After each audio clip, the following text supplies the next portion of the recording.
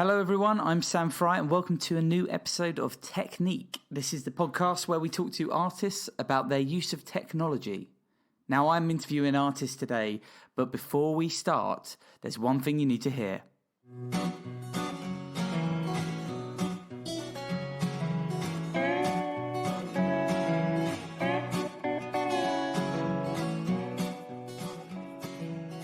So today's artist is someone I've known for a little while. They are an artist in their own right, but also work as a digital person in the arts in general. I'll let them introduce themselves. My name's Martin Franklin. I'm currently Digital Projects Manager at London Philharmonic Orchestra. I've been various other things, usually with digital in the job title, digital artist, digital producer, digital communications manager. That was Martin introducing himself. Now, as he says, he's worked in various different digital roles in the cultural industries, currently working at the London Philharmonic Orchestra, of course. But he actually started life as an artist too. And today we're going to talk a bit about broadcasting in the arts, which he's done lots of really interesting work. Then we'll go on to talk a little bit about curating digital archives. In particular, talking about a recent project that Martin's done with the Google Cultural Institute. And the other thing that we'll touch on, which was a little bit ad hoc, is about the idea of introducing yourself. Not just on a podcast like today, but actually just in general life when you've got quite a varied role. As with some of the other episodes, we're going to start though with a little bit of music and then we'll go straight into the interview.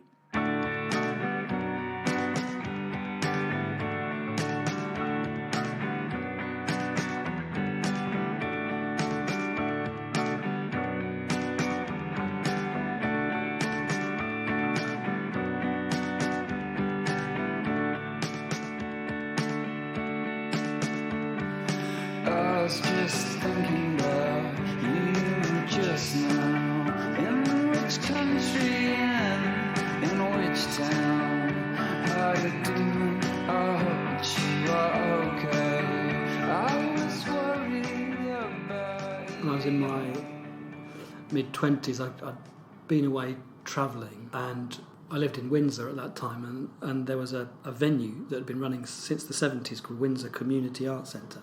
The community art centres were a thing in the 70s. There were many of them that were basically volunteer-run venues with very minimal, levels of paid staff. So they're programmed and everything by just people who volunteered. And I'd always kind of thought, I'd like to get involved in that. That sounds good, And then anyhow, returned from my travel and walked in there and said, right, well, I'd like, what can I do? What can I get involved with? And they were like, okay, do you like music? I was like, yeah, I like music. They said, okay, you can run the gigs then. So, straight away, and I did run the gigs in the end, but I assisted for a period, and kind of got into it that way. And suddenly I was like, basically being a promoter, learning about event promotion and stage management and all this sort of thing. And the person who said that to me, who worked in the venue, was a woman called Patty Cohen, who at the time was a teacher, I think, but she then later went on to run the Creative Partnerships programme, which was a fantastic sort of Ken Robinson-inspired scheme that put artists and teachers in as collaborators in education environments to run projects with an educational sort of theme, but that were very much about kind of creative exploration of learning topics. And funnily enough, just another little Windsor Art Centre sort of side story, there was a fantastic artist there who programmed the exhibition. So later they had an actual gallery space, but early on they just put stuff up on the walls of the bar and things. And I found out just, I think earlier this year or last year, that this artist used to program some pretty radical work, which he had to kind of advocate for and fight for the value of it. And anyway, he did a group show of London artists that featured a pre-fame Damien Hirst, Oh wow! So suddenly, yeah. But anyhow, there was a kind of, it was a very life-changing moment because there was a community of artists and young artists around the building because it was an accessible space that we could do stuff in. And then I met and began to work with some people who are producing touring theatre shows. Then my own music production had a sort of outlet, and I started to write original music for theatre. Yeah, I did all sorts of amazing stuff in this space. Yeah, from sort of meditation installations and to kind of rave era type of stuff. Amazing. So from there, I managed to get that balance that I think a lot of artists are seeking, where there's a kind of bit of part-time stability, where you're in a sort of creative environment, but you're applying some kind of practical skills, and then that gives you a base from which to sort of do your creative work. I don't know. I sort of drifted into it. It's something that I'm slightly critical of as people rise up the management chain. Is that we're in an industry that where there are very little opportunities for promotion. Nobody ever in my career has come up to me saying, "You're doing a great job. How would you like to be manager of this department? Have a big pay rise as well." So what tends to happen is people leave teams, and if they're seeking more money and more responsibility, they have to get another job, and the result is quite often you have people who don't actually want to be managers, have no kind of aptitude for being managers, but the only way they can get a better salary and establish themselves is to take on that responsibility. Yeah, it's not good. Or to go freelance, which some people do as well. And indeed, or become a consultant. Become a consultant. Yeah. That I don't know if we're in the era where consultancy is quite as sort of easy as it was at one point, but yeah. So then I think what I found from doing that is that I was sort of in a territory where my own artistic interests could be sort of manifested in a real space. So I could program artists whose work I was interested in, but then I'd have to take the responsibility of finding an audience for them, which was not always easy. But you could do all sorts of things like that, bringing kind of interesting work and new talent into the community space. So that was my kind of introduction to the arts industry as a day job. Yeah, subsequently went off and did other stuff in my kind of artist career, but also then kept up this approach, I suppose, of applying creative skills in a practical context in a workplace. And your artistic practice at that point, was it about music in theatre primarily, or was it actually about music in general and audio soundscaping? Yeah, if you like, that I've always sort of bristled slightly at the word soundscaping because it somehow makes the music seem kind of less, or like the composition you do, it just happens to be there like a landscape, and you just have to like record it. But yeah, it was very much about sort of imaginary spaces, I suppose. So it did lend itself to that feeling of environments and so on. And the theatre stuff was just a way to kind of apply that to something that was a more kind of rounded performance form. It was very, very stimulating. Was there anything in particular you were trying to explore through that, or were you just essentially experimenting and seeing where things took you? Yeah, well, I think what's interesting about that kind of sound tracking or scoring approach is that you're very, very much led by having to amplify a particular quality in a scene which is already prescribed. So you have free rein to some degree in how you're going to do that, but you're led by the narrative, and you're led by the drama that's happening, and you have to, if you're trying to do your job well, you have to follow that. You can't pull against that. So it's a sort of interesting skill that I think then gets applied in other kinds of authoring where you're operating within a wider context. So it's not solely do whatever you feel like doing. You have a brief and a direction you have to follow, which is something that you have to learn in any kind of authoring. I mean, currently I do all manner of things, but one of them is content production for the orchestra to help promote seasons and promote the organisation and so on. And there's a lot of contrasting input there, where people want things done in a particular way that suits the brand or is driven by other things which may not necessarily be purely what I would choose to do. So I guess it's about learning to sort of happily compromise and realise that it's a group endeavour, and you're providing a kind of substance to the content, but that will then be shaped by other people's opinions. Sometimes those briefs, though, they can help spark creativity too, because you might go down an avenue that you wouldn't have explored otherwise, and find areas that are really interesting, that actually make you feel more creative and help you spawn other ideas. Yeah, quite right. I think sometimes it does sort of jar a little bit sometimes when you've got someone who doesn't really know exactly what you do, but nevertheless wants to air their opinion about it. And you because they're paying you have to kind of be flexible to that. But taking a step aside from it, I think you're right. It can lead you into areas that where you wouldn't have gone if you were just left to your own devices, and that's good. So it can perhaps only be appreciated one step away. Yeah. Do you get a chance to do any of that anymore, or not really? Currently, for a practical goal, although it's interesting because I've always thought. Some artists will take a very black and white view of, if you're not making, you're not developing your practice, or you're not doing your art, whatever that might be.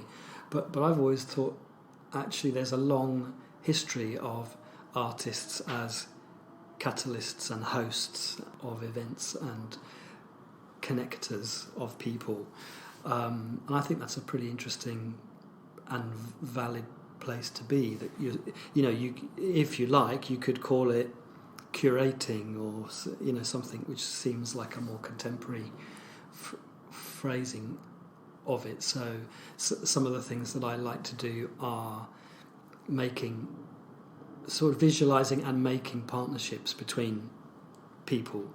So if I can see an area where there's a mutual benefit, I'm excited to try and sort of make a new thing happen which will bring out that mutual benefit. And I sort of see those kinds of activities somewhere in the spectrum of being creative, but it's sort of seen through perhaps a filter of kind of awareness of people's business and other goals that are set aside from just aesthetic decisions. So that's a kind of long way around saying no, I don't get a chance to make any music anymore. I've got a house and a baby and that sort of thing. So, but I do still feel, I think any artist will still feel there's that sort of selfish part of you that just wants to sit in a dark room and do whatever kind of weird art you want to do, and not have anyone else go, can you make it a little bit more orange? And it's just about kind of that life balanced space, I think, where you get that afternoon a week where no one's going to hassle you. You can just get in and do your thing, So I still do have a kind of life ambition to sort of become a teenager again and go back to my bedroom, play with my synthesizers.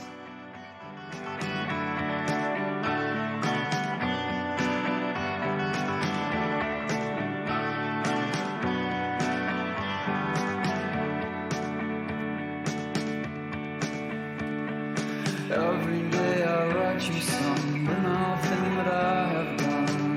Like on my computer,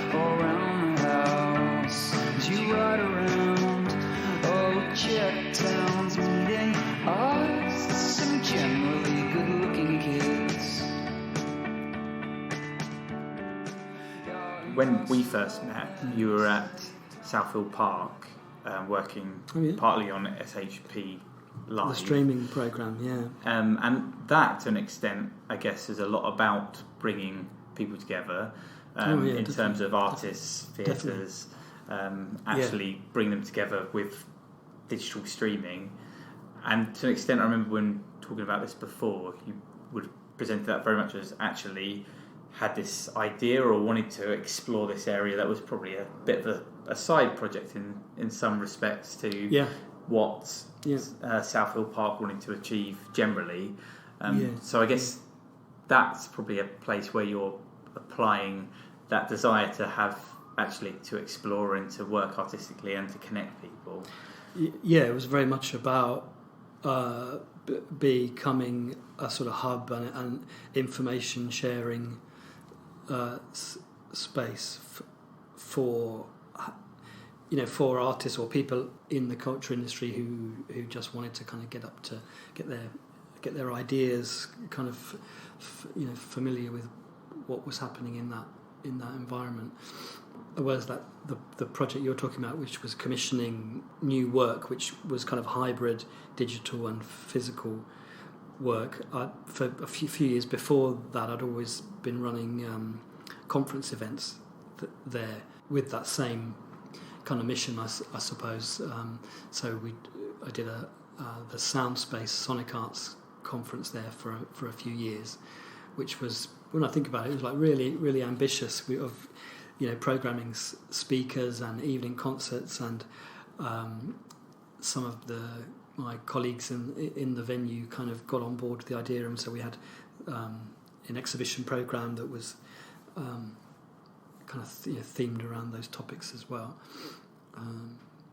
There's a lot of things you can do if you've got a space and ability to program things in it. It's a real fundamental, The challenge there was that it was a regional venue, and because of the nature of what I wanted to explore, the audience was either based in London or very, very sort of spread out. But so reaching them and kind of bringing them to me was always the challenge.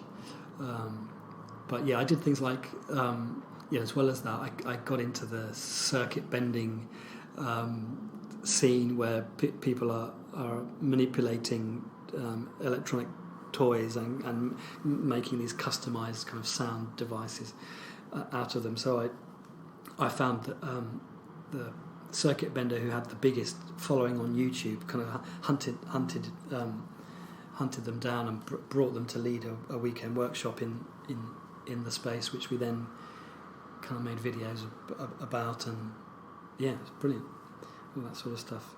But hard to explain it to people who've never come across anything experimental before sometimes, and also at that time hard to explain why this is a sort of valid activity that goes beyond kind of messing around with plastic telephones in the workshop space, because really it was about human intervention in technology and creating new interfaces that people could find to use in different ways. And then, as you say, so we had that sort of main strand of which spanned everything from Photoshop evening classes to bringing artists down to explore use of motion sensors and circuit bending and all that sort of thing. And so when this idea came about of saying, actually, why don't we try to turn cultural organisations into broadcasters? And because I was already doing a podcast at that stage, the Gene Pool podcast, which started off as a recording of an artist meeting where we'd get very interesting speakers, and I just thought I can make more out of this. Let's record the talks, and suddenly was getting 10,000 listeners for this podcast, which was covering some pretty obscure territory. So I already had this idea of thinking, oh, now I can apply that idea to the artists we're getting in for residencies and to run these kind of weekends. Let's have a little chat to them while we're there, and we'll record some of the activity and the responses to it, and and reach far more people than were actually in the room at the time. But it kind of felt like a really good economy, and just this concept of let's broadcast what we're doing. So the idea of kind of visually broadcasting then came out of that, and thankfully at the time Arts Council England were very receptive to that proposition and gave us 3 years of funding to try stuff out. So Was that funding with quite a broad scope of let's see how we can digitise the arts, or was it specifically for? Yeah, it didn't have a brief. Well, in the funding application, you have to give some illustrations of the type of thing you will do. Obviously, it's not completely blue sky, but it was very much conceived as something where it was a pilot that was going to experiment with different formats. And obviously, if you still in year 3, if you're still doing what you thought you'd do in year 0, then you've not really learned anything that you've applied to that along the way. So in fact, we didn't think about commissioning new work right at the beginning. It was through the experience of sort of reinventing bad television by pointing cameras at a theatre stage or sonic arts festivals like Audiographed, that it just seemed a kind of obvious requirement that what we really need is to encourage artists to make work which knows it is live, but it is also online, because then all of the potentials of each space can be catered for. So what kind of things were you doing initially, and then how did that compare to what you did towards the end of that programme? Well, initially we were sort of a sort of touring service, really, that allowed both events in the venue, but also elsewhere in the southeast to explore kind of broadcast and extend their reach, but by just putting stuff out on the internet. And then through doing that for a while, I hosted I think 3 conferences, which were a little bit like a state of the streaming arts type of moment, where we just brought in people who were doing interesting things in that environment to come and talk to a small audience of people, and then we kind of maintained that, but towards the end it was probably the last year or so was very much focused on kind of creating new work and road testing it. So we commissioned 3 new pieces of work and brought them to their sort of initial performance stage, which was all streamed, and explored some really fruitful ideas that hopefully have gone on to make bigger flowers since then, and I know some of them have. But it was just like drilling into where's the art, I suppose, from sort of saying, okay, here's an interesting experimental musician, let's just show him to more people through a camera lens, to actually kind of reversing the who has control of the camera in a sense, and going, actually the artists should be the ones who are directing the camera as well. I was looking at a video before I came down here today, which was about the Lamella project. I don't know if you call it Lamella or Lamella. I think they pronounce it slightly differently to me. Lamella. Okay. Lamella, and on that example, they were essentially recording a theatre production, right? But actually on the screen, if you watch the digital version, there are extra kind of pre-recorded bits of footage that were kind of there to bring out extra metaphors from the production. very interesting. I think that was the most sort of technically challenging and kind of advanced view of using that technology from a theatre perspective. But it kind of did so many different things. That example, as you say, it let us explore how can we make this experience native to the two different platforms. So if you're in the theatre space, you saw a real theatre show with actors who were basically talking to each other via video conferencing, but that was part of the narrative, that they were separated by this geography, and so one actor was projected because she was in Philadelphia while we were in Bracknell. But and then that sort of, it seemed to reveal all this really interesting vocabulary and physicality of how do people relate on webcams, and there's a particular way people are when they're talking to each other, and a particular sort of framing that you get. So then when people were viewing the live show online, we mixed in all of this additional content and explored kind of how to use split screens and use the digital platform for its ability to deliver more simultaneous information. So it was kind of addressing the much repeated response from traditional producers that, this live streaming, it's not like really being there, therefore assuming it's a secondary or second-rate experience. And so I just got so sick of saying, yes, it's not like being there, it's like being somewhere else and seeing it via the internet.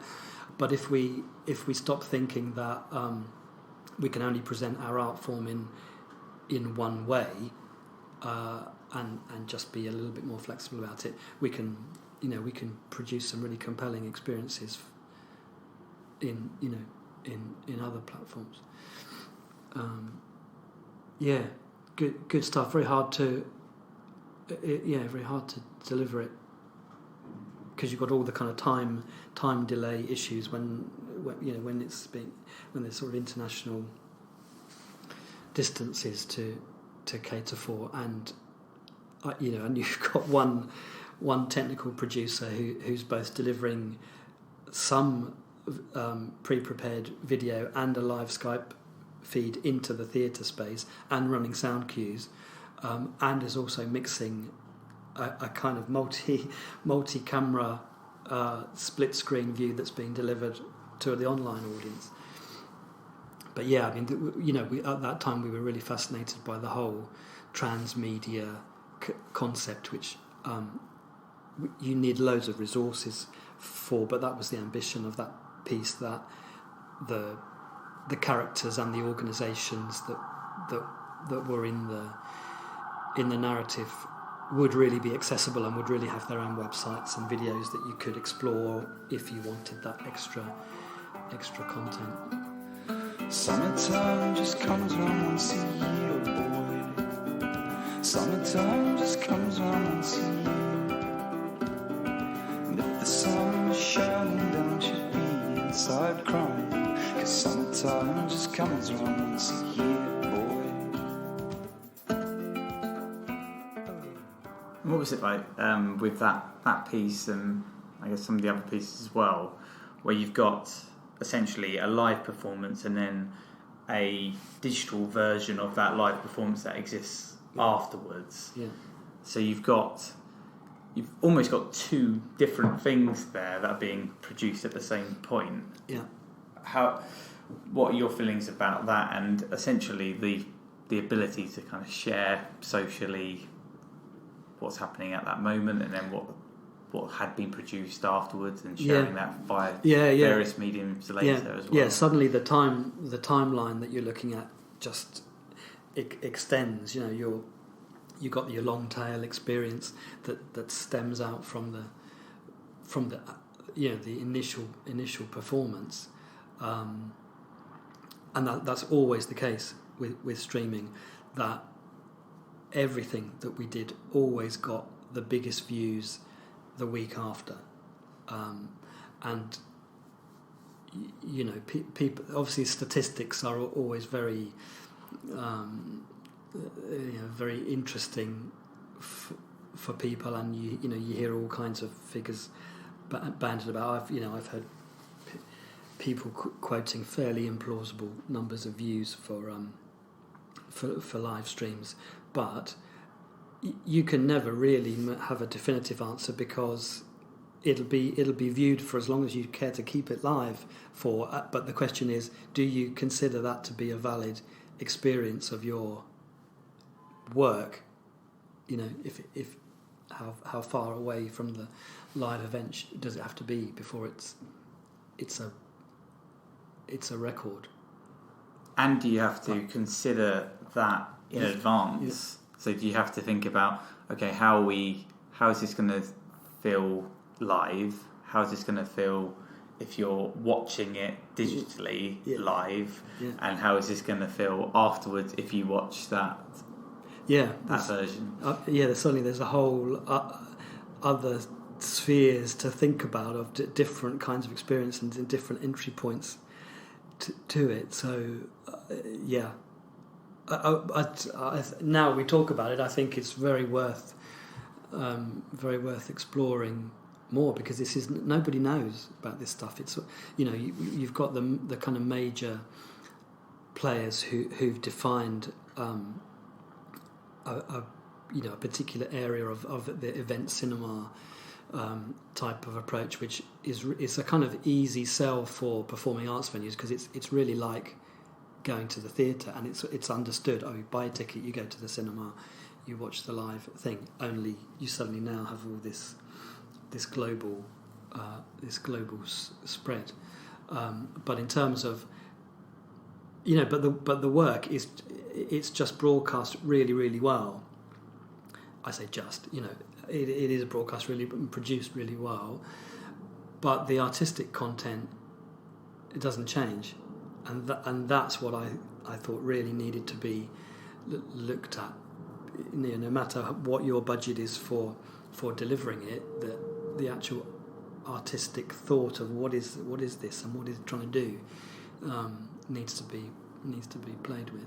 And we did something with the London Philharmonic which was a really interesting kind of mashup of different interests.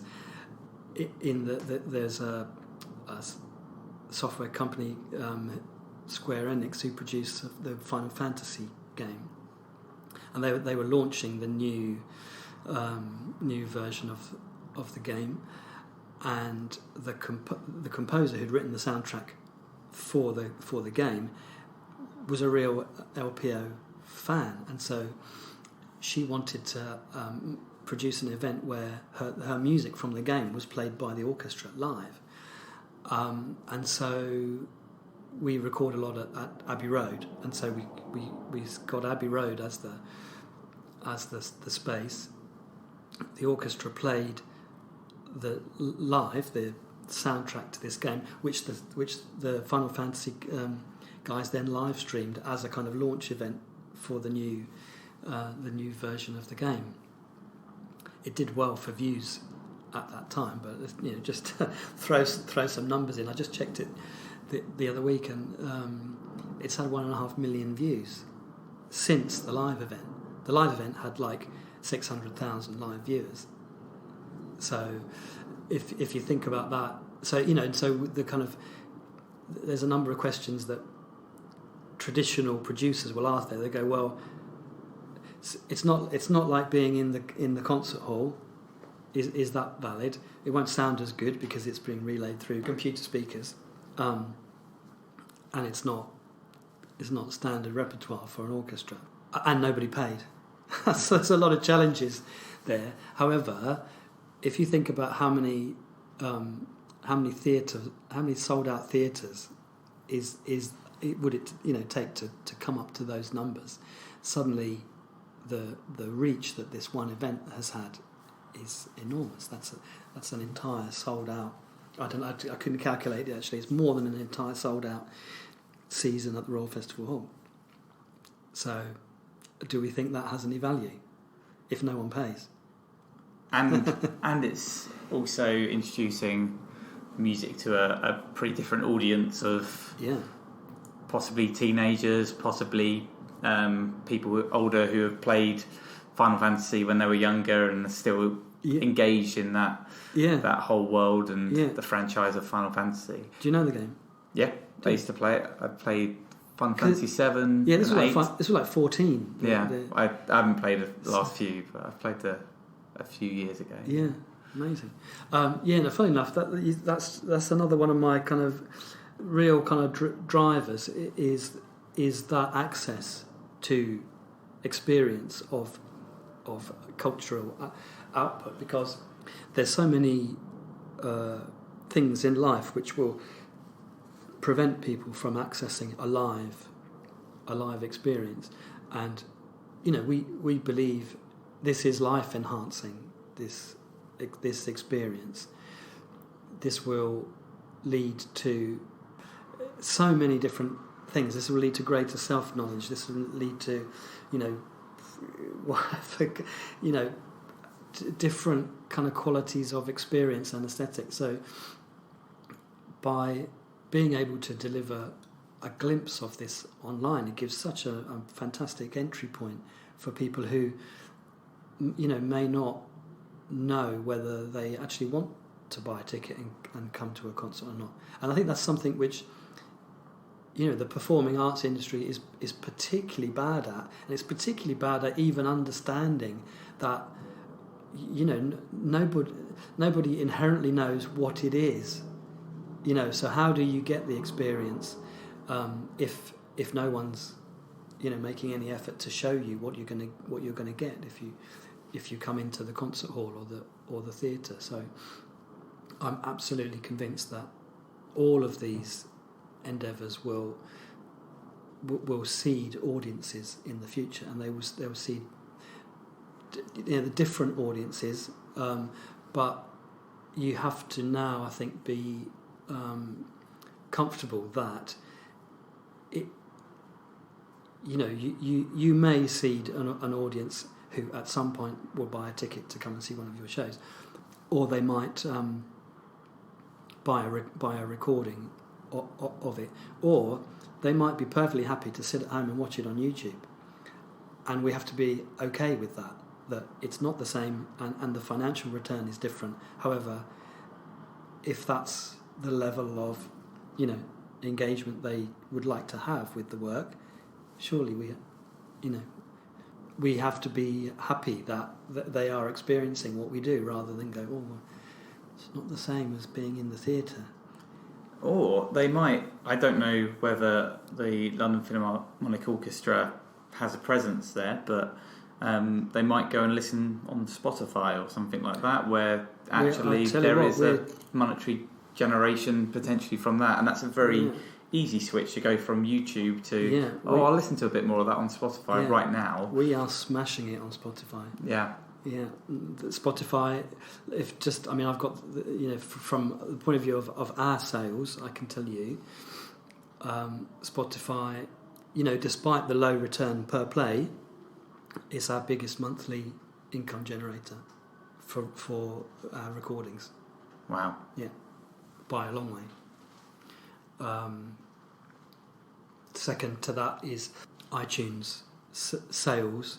And then Apple Music streaming is on the increase now. So I suppose if it was sort of combined, Apple sales, they would be the biggest delivering retailer for us. But yeah, it's another thing, I think, where that model, that streaming model, it's not going to change greatly in how it rewards artists. So you sort of have to have a different expectation of what it's delivering for you. Let me see the sunlight on your skin, girl. Let me see the sunlight on get hard, let's take it off. You get the beer, I'll find the pot, and let's feel the sunlight on our skin, girl. And the one other thing I wanted to ask you about is the work that you've been doing more recently in terms of archiving and photography, which is slightly separate to a lot of the other things we've talked about here. But essentially, you've been working with Google Cultural Institute, looking at archives of photography, kind of more historically, and actually what more modern digital archiving looks like with the London Philharmonic Orchestra. Talk a bit about that project. It's become more and more interesting now. Now it's been published on the Cultural Institute. So what the origin of the project was that we have a filing cabinet in the corner of the office here, which is a photographic archive of sorts. It's hard copies. It's not accessible online, or even the descriptions of who is in the photographs is variable. But the photographs themselves are fantastic, and that they document a time. Well, they document the whole era from the 1950s to the present day, but a lot of them were from a sort of an age that wasn't as aware of media as we are now. So it's social photography. It's taken by amateur photographers and movie makers who happen to also be classical musicians, and so it documents these kind of first tours. So the LPO was the first Western orchestra to perform in Russia in the 50s, in the kind of the real height of the Cold War era. They toured and performed in St. Petersburg and Moscow over there. And managed to photograph it as well, and so there's these amazing photographs of rehearsals and kind of backstage shots of musicians preparing and posing in front of in Red Square, in front of the big cathedral there. And so I started to kind of dive into this stuff and pick out some of the best sets. The first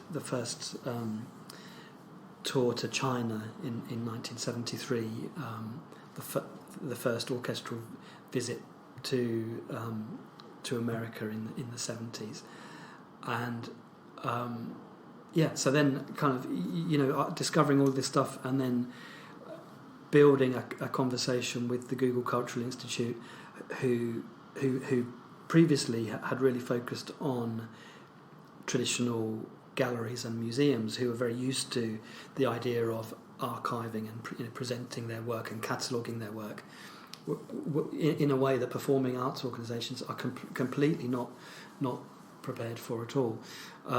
So we digitised some of these photographs and built an exhibit on the Cultural Institute, which is really nice, kind of magazine-like format that you can browse through, and I've embedded sound samples in there and used Google Maps, so I've got a kind of interesting contrast where there's a photograph from 1956 of the orchestra musicians posing in Red Square, and I found as close as possible the exact location to the meter on Street View, and put those things side by side so you can see them in 1956. Then you can go on this embedded Street View and scroll around and have that same view, and just kind of it gives you that different perception of what's changed. There was a road there in 1956 which now is paved over, and kind of really sort of deepens your experience both of the history and the architecture that's still there. So yeah, that's really interesting.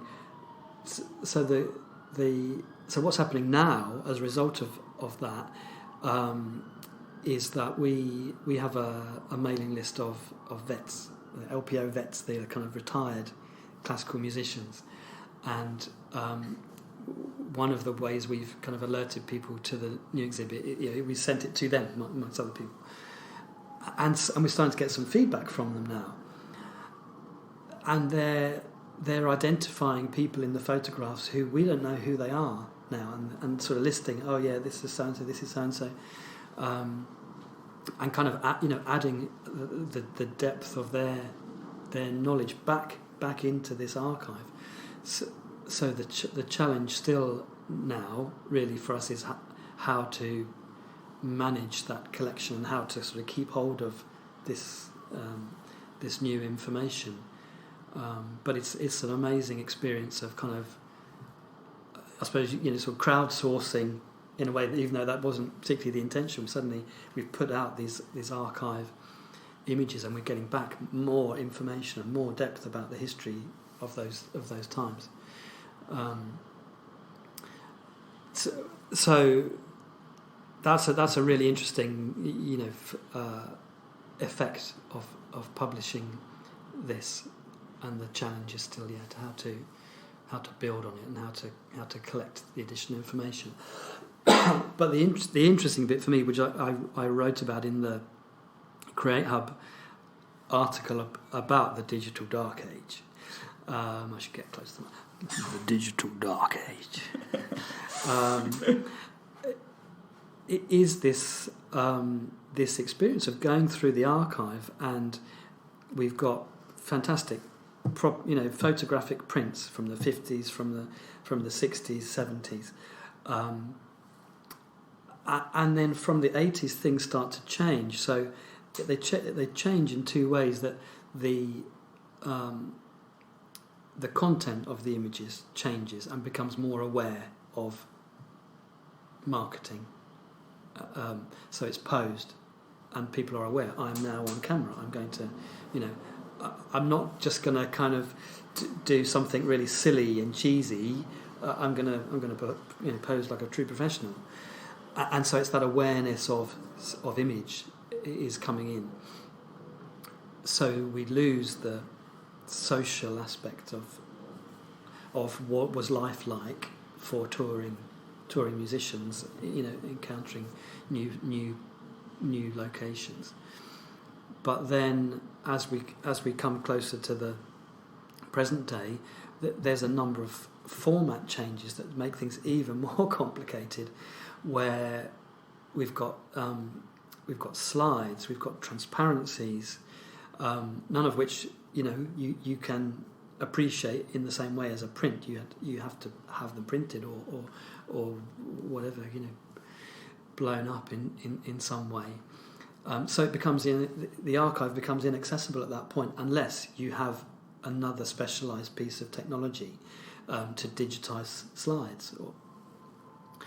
And then coming into the 21st century, there's nothing.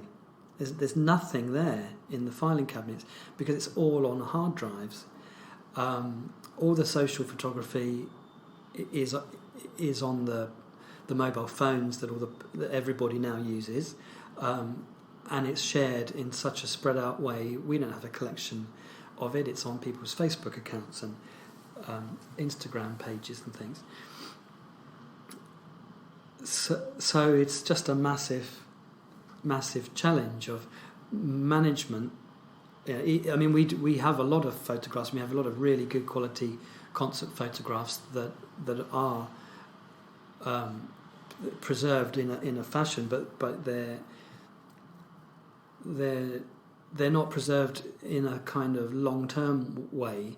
Someone would decide, well, we're going to use these this season for promotion, so I'll put them in this season folder, and that's where they'll be. But in 5 years' time, you won't know where to look to find them. So suddenly there's a challenge for performing arts organisations to understand what museums do and preserve history and preserve their own history and their own collections. And this isn't what we do.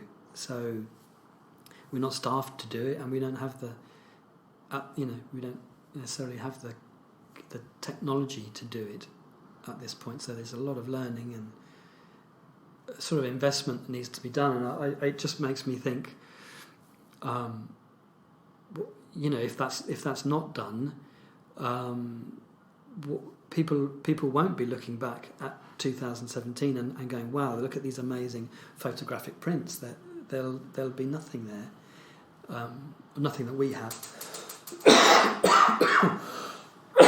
So I can kind of see that as a much bigger problem. And years ago,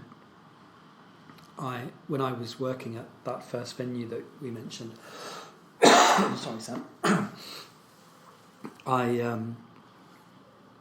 ran a business like a digital business networking event, and I had two colleagues who worked in the business sector who were part of the committee that ran it, or we ran it together. So it was like a monthly network and talk event. So one month we'd have someone coming and talking about e-commerce, or at the time the new 4G that was being rolled out, and what could businesses profitably do with this new technology.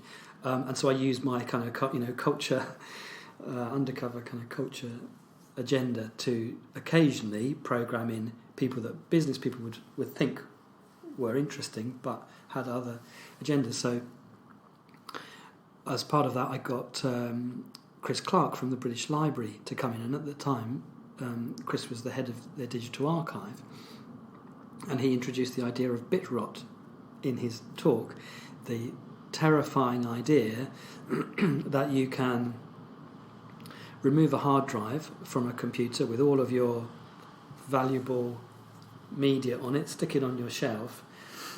However, that without being connected to anything, that data can decay and bits can fall off. So when you do try to reload it, the files will be corrupted. It won't be there. So they, at the British Library, they're tackling this on a daily basis and have a whole, industrial scale backup regime happening where data is continually being rewritten and to preserve it.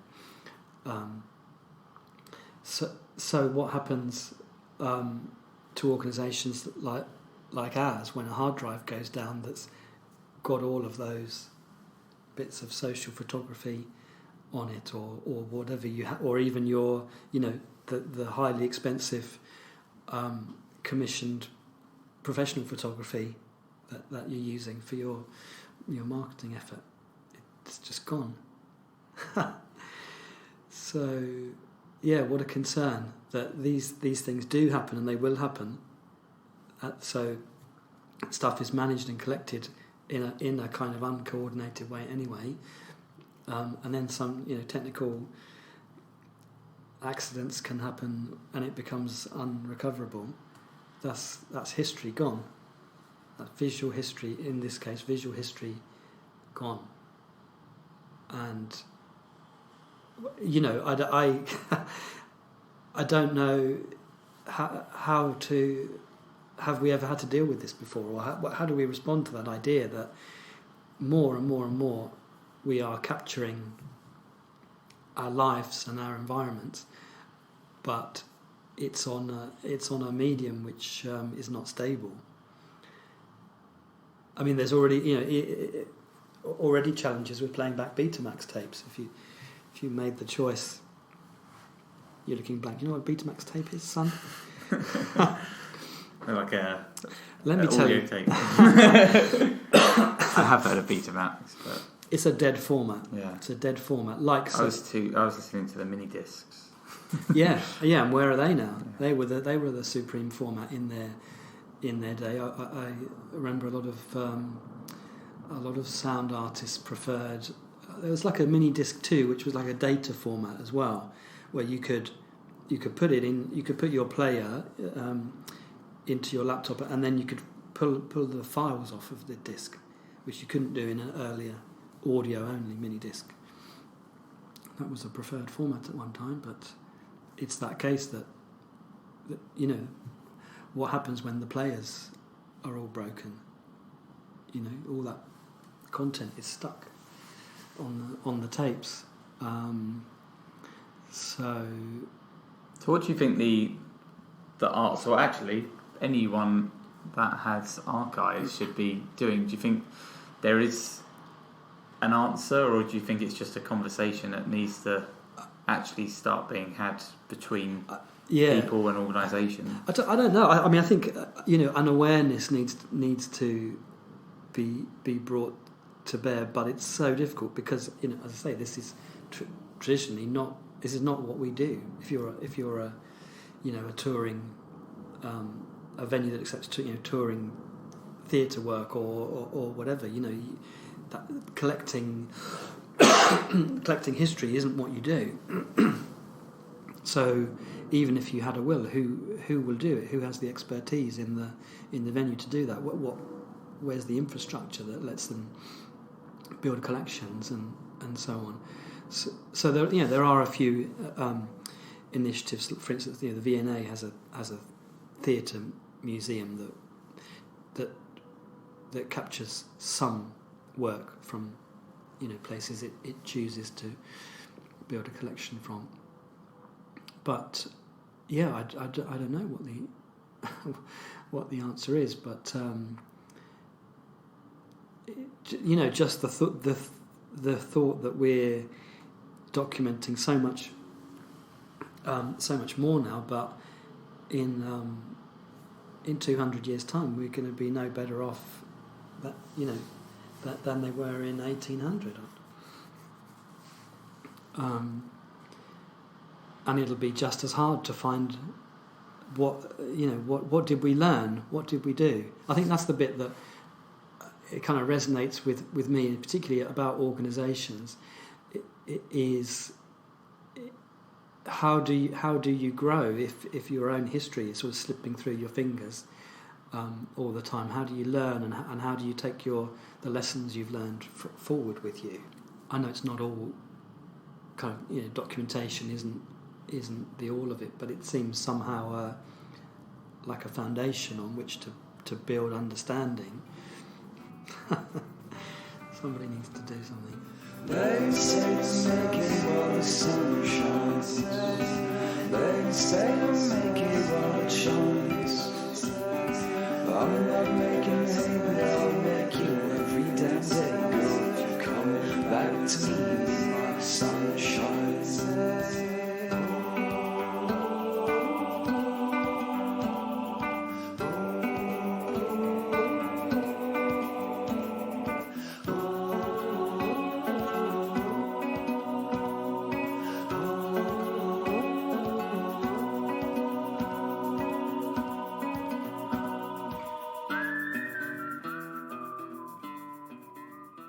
After all, we were talking when you kind of think about what are you? Yeah, I get that though. When I'll go into a meeting on one day and I then go to another one on the same day, and I'd introduce myself as completely different things. Yeah. And then I came downstairs earlier today and they said, "What organisation are you from?" And I had to think. I was like, well, what organisation am I from? I'm probably just myself in some ways. Yeah. But I was like, Create Hub, I said. I put you down as Create Hub. Did you? Yeah. But then I instinctively I was like, what should I say at this point? It's a sort of interesting question. Like, I'm sure he's got it nailed now, but Richard Branson might have a lot to say. Say, what are you? It's like, well, I own an aeroplane company. Exactly. I used to make Coke. So now I guess he says I'm an entrepreneur. Yeah. Or taking people into space. Yeah.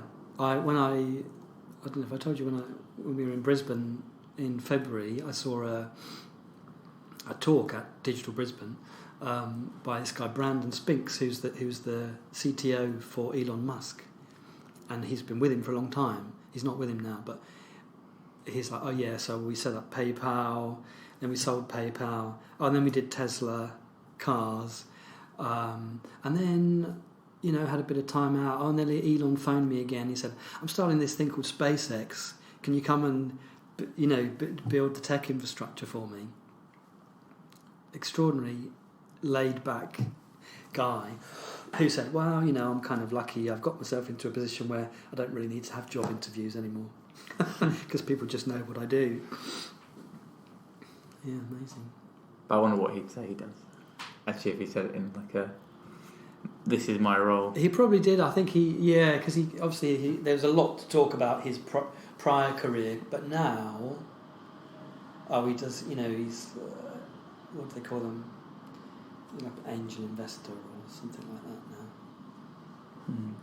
Just does stuff around Silicon Valley. I think he's he just sort of hangs out, and like a lot of these people, he's just looking for the vibe. That's something I thought I might write an article about that.